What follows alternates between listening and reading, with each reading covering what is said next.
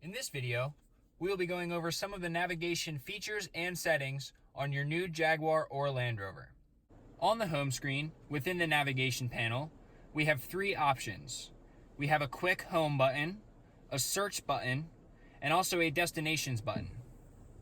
If you select the destinations button, it brings you to this quick menu, which includes your home address, which you can add and store in the vehicle, any favorites that you have stored in the vehicle, your recent addresses, and any addresses that you have chosen to share with other people. You also have the option to turn off or turn on My Commute. If you touch the search icon from the home screen, you are given a keyboard to type in either names of points of interest, business names, or street addresses. If you have a home address stored in your vehicle and you tap the leftmost icon, it will take you to your home address with one simple tap. If we tap on the middle of the navigation panel, it brings up the full screen for the navigation. On the left side, we have fuel stations nearby. We can turn on or turn off My Commute. And we also have some help topics here in case you have any questions. You are also given the option to sign in to your Route Planner account.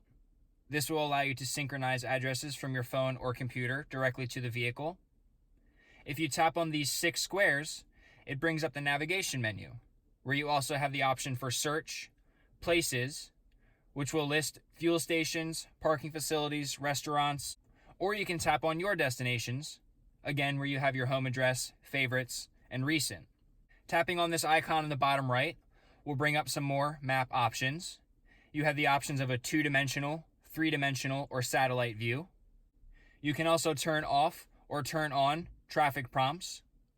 If they are enabled, within Maps, as you are navigating, you will have a sub-panel on the side that will give you live traffic updates. You can also turn on a compass, and then you will have a compass over here as you are navigating.